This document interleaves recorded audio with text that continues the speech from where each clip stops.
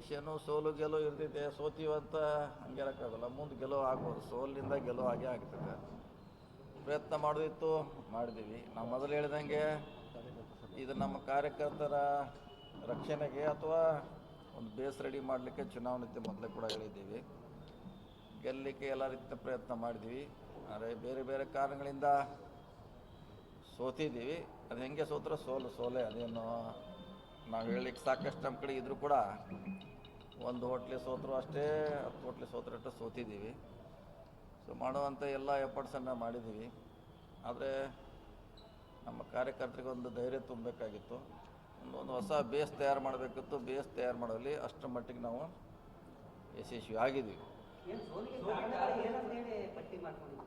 ಸೋಲಿಗೆ ಪ್ರಮುಖವಾಗಿ ಕಾರಣ ಅಂದರೆ ನಮ್ಮ ಭಾಳಷ್ಟು ಓಟು ರಿಜೆಕ್ಟ್ ಆಗಿದಾವೆ. ಅಂದರೆ ಜಾಸ್ತಿ ಓಟ್ ಹಾಕಿದ್ದಾರೆ. ಅವ್ರಿಗೆ 9 ಹಾಕುವಲ್ಲಿ 10 ಹಾಕಿದ್ದಾರೆ, 15 ಹಾಕಿದ್ದಾರೆ. ಕೆಲವು ಕಡೆ 5,000 6,000 ಓಟ್ ರಿಜೆಕ್ಟ್ ಆಗಿದ್ದಾವೆ, 8,000ವರೆಗೆ ಆಗಿದ್ದಾವೆ. ಅದರ section wise SC ST B. So ಅವೆಲ್ಲ ಒಂದು ಕಡೆ ಇದ್ದರು. ಸೊ ಸ್ವಲ್ಪ ಈ ಕೋಆಪ್ರೇಟಿವ್ ಸೆಕ್ಟರ್ ನಮಗೆ ಹೊಸದು. ಇಲ್ಲಿವರೆಗೆ ನಾವು ಜನರಲ್ ಎಲೆಕ್ಷನ್ ಮಾಡ್ತಿದ್ವಿ, ಇದು ನಮಗೆ ಹೊಸದು. ಆದರೂ ಕೂಡ ಮ್ಯಾಕ್ಸಿಮಮ್ ಪ್ರಯತ್ನ ಮಾಡಿ ಒಂದು ಹಂತಕ್ಕೆ ತರುವಂಥ ಪ್ರಯತ್ನ ಮಾಡಿದ್ದೀವಿ. ಸೈಜೇಬಲ್ ಓಟ್ ಅಂತ ತೊಗೊಂಡಿವಿ. 12,000 ನಾವು ತೊಗೊಂಡ್ವಿ, 20,000 ಅವ್ರು ತೊಗೊಂಡಾರ. ಸೊ ಎಲ್ಲ ರೀತಿಯ ಪ್ರಯತ್ನ ಮಾಡಿದ್ರು. ಕೆಲವು ಕಡೆ ಮಿಸ್ ಮ್ಯಾನೇಜ್ಮೆಂಟು, ಕೆಲವು ನಮ್ಗೆ ತಿಳ್ಕೊಳ್ಳಿಕ್ಕೆ ಆಗಲಿಲ್ಲ. ಕೆಲವು ಇಲೆಕ್ಷನ್ ಆದಮೇಲೆ ತಿಳ್ಕೊಳ್ಳಿಕ್ಕೆ ಸಾಧ್ಯ ಆಯಿತು. ಹಿಂಗಾಗಿ ಅಷ್ಟೇ ಟೈಮು ಮೀರೋಗಿತ್ತು. ಸೊ ನಾವೇನು ಗುರಿ ಇಟ್ಕೊತಿದ್ದೀವಿ ಅಷ್ಟನ್ನು ಯಶಸ್ವಿ ಆಗಿದ್ದೀವಿ. ನಾವು ಚುನಾವಣೆಯಲ್ಲಿ ಅದು ಏನು ಮಾಡಲಿಕ್ಕಾಗಲ್ಲ. ಅದು ಡಿಫ್ರೆನ್ಸು ನಮ್ಮ ಓಟ್ ಸುಮಾರು ಹೇಳಿದ್ರಲ್ಲ, 8,000 6,000. ಕೆಲವು ಕಡೆ ಮತದಾನ ಅಂದರೆ ಬಾದಾಗಿದಾವೆ ಅಂತ ಏನಂತೀರ ಅದಕ್ಕೆ ನಾವು ರಿಜೆಕ್ಟ್ ಆಗಿದಾವೆ, ತಿರಸ್ಕೃತ ಆಗಿದ್ದಾವೆ. ಸೊ ಅದು ಕೂಡ ಮೇಜರ್ ಹೊಡ್ತಾಯಿತ್ತು. ಸೊ ನಾವು ಅವ್ರ ಸ್ಟ್ರಾಟಜಿ ತಿಳ್ಕೊಳ್ಳಿಕ್ಕೆ ಸ್ವಲ್ಪ ಸಾಧ್ಯ ಆಗಲಿಲ್ಲ. ಸೊ ಇನ್ನು ಭಾಳಷ್ಟು ನಮ್ಮ ಕಾರ್ಯಕರ್ತರು ಕ್ಯಾಂಡಿಡೇಟು ಆ್ಯಕ್ಟಿವ್ ಆಗಿ ಪಾರ್ಟಿಸಿಪೇಟ್ ಮಾಡಬೇಕಾಗಿತ್ತು. ಅಷ್ಟು ಮಾಡಲಿಕ್ಕೆ ಆಗದೆ ಅಂದ್ರೆ ಮತದಾರನ ಮುಟ್ಟಿದ್ರು ಕೂಡ ಮನವೊಲಿಸ್ಲಿಕ್ಕೆ ಅವ್ರನ್ನ ಈ ಥರ ಓಟ್ ಹಾಕಿ ಹೀಗೆ ಹಾಕಿ ಅಂತ ಹೇಳಲಿಕ್ಕೆ ಕನ್ವಿನ್ಸ್ ಮಾಡಲಿಕ್ಕೆ ಆಗಲಿಲ್ಲ. ಹೀಗಾಗಿ ಬೇರೆ ಬೇರೆ ಸುಮಾರು ಕಾರಣಗಳಿದೆ. ಆಗತ್ತಿಲ್ಲ, ಅದಕ್ಕೆ ಬಂದರೆ ಪ್ಯಾನಲ್ಲೇ ಬರೋದಿದ್ದು. ಯಾಕಂದರೆ ಇಡೀ ಪ್ಯಾನಲ್ನನ್ನು ನಾವು ಹೇಳಿರ್ತೀವಿ, ನೀವು ನಮ್ಗೆ 15 ಓಟ್ ಹಾಕಂತ ಹೇಳಿರ್ತೀವಿ. ಹಿಂಗಾಗಿ ಬಂದ್ರೆ 15 ಬರಬೇಕಿತ್ತು, ಹಾಗೂ ಕಡಿಮೆ ಬರೋ ಚಾನ್ಸ್ ಕಡಿಮೆ. ಜಾರಕಿಹೊಳಿ ಫ್ಯಾಮಿಲಿ ವಿರೋಧಿಗಳೇನಿದ್ರು ಅವರೆಲ್ಲ ಪಕ್ಷ ಭೇದ ಮರೆತು ನಿಮ್ಮ ವಿರುದ್ಧ ಗಟ್ಟಿಯಾಗಿತ್ತು ಅಂತೇಳಿ ಈ ಚುನಾವಣೆ ಎಲ್ಲ ಹಿನ್ನಡೆ ಅಂತೇಳಿ ಅನ್ಕೋತೀರ? ಹಿನ್ನಡೆ ಇಲ್ಲ. ಯಾಕಂದ್ರೆ ನಮ್ಮ ಸರಿಯಾಗಿ ನಮ್ಮ ಓಟ್ ಬಿದ್ದರೆ ನಾವು ಹೆಚ್ಚು ಕಮ್ಮಿ ಅಲ್ಲೇ ಬರ್ತಿದ್ವಿ. ನಮ್ಮದು ರಿಜೆಕ್ಟ್ ಆಗಿದ್ದು ಓಟ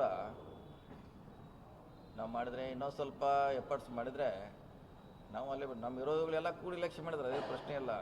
ಆದರೂ ಕೂಡ ನಾವು ಏನು ಕಡಿಮೆ ಏನು ಅವ್ರು 30 ವರ್ಷ ರಾಜಕಾರಣ ಮಾಡಿ 20,000 ಓಟು, ನಾವು 3 ತಿಂಗಳ ಮಾಡಿ 12,000. ನಾವು ಆಡಳಿತ ಮಾಡಿದ್ದು ಬರೀ 3 ತಿಂಗಳ 12,000 ಓಟ್ ತೊಗೊಂಡಿವಿ. ಅವರು 30 ವರ್ಷದಿಂದ ಅವ್ರ ಆಡಳಿತದಲ್ಲಿ ಇದೆ. ಇಲ್ಲ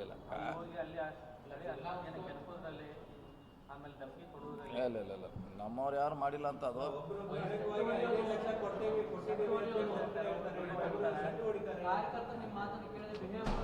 ಇಲ್ಲ, ಅದು ಆ ಚುನಾವಣೆ DCC ಬ್ಯಾಂಕ್ ಇದಕ್ಕೂ ಸಂಬಂಧ ಇಲ್ಲ. ಅದು ಚುನಾವಣೆ ಇಲ್ಲ, ಆ ಚುನಾವಣೆ ಬೇರೆ, ಈ ಚುನಾವಣೆನೇ ಬೇರೆ. ಆದರೂ ಕೂಡ ಸೈಜೇಬಲ್ ಓಟ್ ತೊಗೊಂಡು ಭಾಳಷ್ಟು ನಮ್ಮ ಓಟ್ ರಿಜೆಕ್ಟ್ ಆಗಿದೆ. ಕೆಲವು ಸ್ಟ್ರಾಟಜಿ ಮಾಡೋಲ್ಲಿ ನಮ್ಮಿಂದ ಮಿಸ್ ಆಗಿದೆ. ಸೊ ಹೀಗಾಗಿ ಸೋತಿದ್ದೀವಿ. ಆದ್ರೆ ಬೇಸ್ ಅಂತಿ ರೆಡಿ ಆಗಿದೆ ನಮ್ದು. ಒಂದು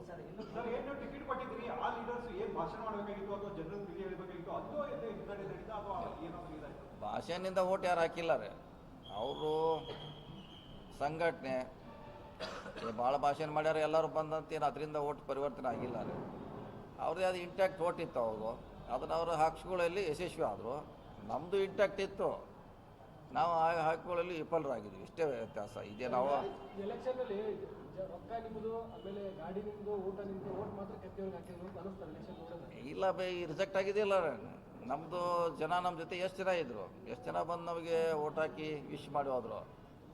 ಆದರೆ ಇಲ್ಲಿ ರಿಜೆಕ್ಟ್ ಆಗಿದ್ದ ಮತಗಳ ಸಂಖ್ಯೆ ಭಾಳ ಇದೆ. ಸರಿಗೆ ಎರಡು ಮೂರು ಸಲ ಹೇಳಿದ್ರು ಬೇಸ್ ರೆಡಿಯಾಗಿದೆ, ಬೇಸ್ ರೆಡಿಯಾಗಿದೆ, ಬೇಸ್ ರೆಡಿಯಾಗಿದೆ. ಸರ್ಕಾರಿ ಕ್ಷೇತ್ರಕ್ಕೆ ಅಷ್ಟೇ ಸೀಮಿತ, ನಾಳೆ ಎಲ್ಲ ಈಗ ನಮ್ಮದು ಹುಕ್ಕೇರಿಯಲ್ಲಿ ನಮ್ಮದು ಬೇಸ್ ಇರಲಿಲ್ಲ.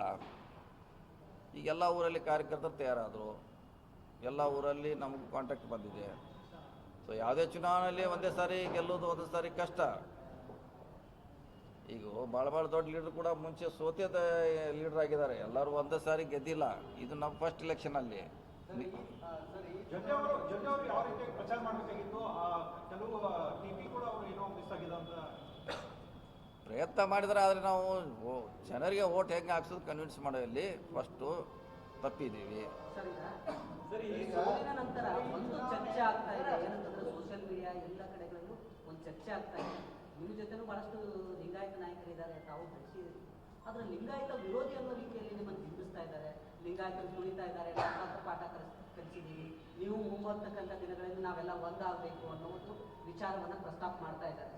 ಅದಕ್ಕೆ ತಾವು ಇದು ತಾಲೂಕಿಗೆ ಸೀಮಿತವಾಗಿರೋಂಥ ಚುನಾವಣೆ ಅಷ್ಟಕ್ಕನ ಮಾತಾಡಬೇಕಿದು. ಜಿಲ್ಲೆ ಅಲ್ಲಿ ಜಿಲ್ಲೆ ರಾಜ್ಯಕ್ಕೆ ಸಂಬಂಧಪಟ್ಟದ್ದು ಅಲ್ಲಿದು. ಇದು ಹುಕ್ಕೇರಿಗೆ ಸಂಬಂಧಪಟ್ಟದ್ದು. ಹುಕ್ಕೇರಿಯಲ್ಲಿ ಸಕ್ಸಸ್ ಆಗಿದ್ದಾರೆ ಅಷ್ಟೇ ಹೊರತಾಗಿದ್ದು ಜಿಲ್ಲೆಗೆ ಆಗೋದು ಬೇರೆ ತಾಲೂಕಿಗೆ ಅನ್ವಯಿಸೋದಿಲ್ಲ. ಅಷ್ಟೇ ಸೋಲು, ಅಷ್ಟೇ ಮುಖಭಂಗ ಅನ್ನೋದು ಪ್ರಶ್ನೆ ಬರ್ತದೆ. ಸೋಲು ಕತ್ತಿ ಕುಟುಂಬ ವರ್ಸಸ್ ಜಾರಕಿಹೊಳಿ ಕುಟುಂಬ ಅನ್ನುವಂಥ ನಿಟ್ಟಿನಲ್ಲಿ ಆರಂಭದಲ್ಲೇ ಬೆಂಕಿಟ್ಟು ಹಾಕುವಂತ ಕರೆಕ್ಟ್ ಬಗ್ಗೆ ಸಾಕಷ್ಟು ವೈಯಕ್ತಿಕವಾಗಿ ವಾಗ್ದಾಳಿಯನ್ನ ಮಾಡಿದ್ರು. ಕರೆಕ್ಟ್. ಈಗ ಉತ್ತರ ಕೊಟ್ಟಿಲ್ಲ ಸರ್. ಅಲ್ಲ, ಉತ್ತರ ಹೇಳಿಲ್ಲ. ಉತ್ತರ ಅದಕ್ಕೆ ಕೊಡೋದು ಅವಶ್ಯಕತೆ ಇಲ್ಲ. ಯಾಕಂದ್ರೆ ಅವರು ಮಾತಾಡ್ದಂಗೆ ಬೇರೆಯವರು ಅದಕ್ಕೆ ಮಾತಾಡ್ಲಿಕ್ಕೆ ಆಗೋಲ್ಲ. ಸೊ ಈಗ ಸೋಲು ಅಷ್ಟೇ ನಾವು ಹೇಳಬೇಕಿದ್ದ. ಖಂಡಿತ ಆಗಿತ್ತಲ್ಲ, ಅವ್ರಿಗೆ ನಮಗೆ ಅದು ಪ್ರತಿಷ್ಠೆ ಇದೆ. ಕತ್ತಿಯವರಿಗೂ ಜಿಲ್ಲೆಯವ್ರಿಗೂ ಜಗಳ ಇತ್ತು, ಆಮೇಲೆ ಎಲ್ಲರೂ ಜಾರಕಿಹೊಳಿ ಬಂದು ನಿಮ್ಮ ಕಾರ್ಯಕರ್ತರು ಮಾತಾಡ್ತಾರೆ, ನೀವ್ಯಾಕೆ ಎಂಟ್ರಿ ಅಂತ?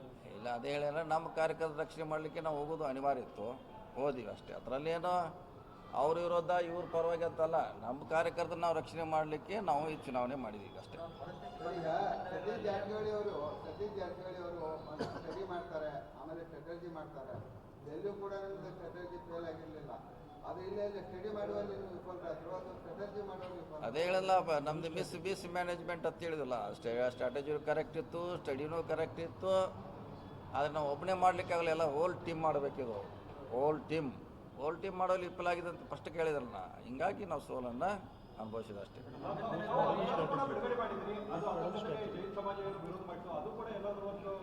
ಎಲ್ಲರೂ ಬಂದಿದ್ದಾರೆ ನಮ್ಮ ಜೊತೆ, ಬಂದಿಲ್ಲ ಅಂತಿಲ್ಲ. ಸೊ ಕೆಲವು ಸೆಕ್ಟ್ರ್ ಬರಬೇಕಾಯಿತು, ಬರೆದಿಲ್ಲ ಅಷ್ಟೇ. ಈ ಚುನಾವಣೆಯಲ್ಲಿ ಕೆಲವು ಸೆಕ್ಟ್ರು ಬರಬೇಕಾಯ್ತು ನಮ್ಮ ಜೊತೆ, ಅವು ಕೈ ಜೋಡಿಸ್ತಿಲ್ಲ. ಸೊ ಅದಾಗಿದೆ, ಮಿಸ್ ಮ್ಯಾನೇಜ್ಮೆಂಟ್ ಆಗಿದೆ. ನಮ್ಮ ವೋಟ್ರಿಗೆ ಹೀಗೆ ಓಟ್ ಹಾಕೋದು ಕನ್ವಿನ್ಸ್ ಮಾಡುವಲ್ಲಿ ನಾವು ವಿಫಲರಾಗಿದ್ದೀವಿ. ಎಲ್ಲ ಕೂಡಿ ಸೋತಿದ್ವಿ ಅಷ್ಟೇ.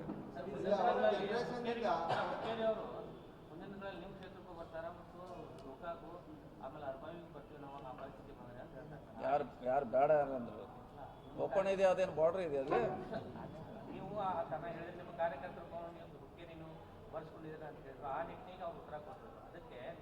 ನಾವು ಹೇಳಿಲ್ಲ ಬಾರ್ಡ್ರ್ ಇಲ್ಲ, ಅದು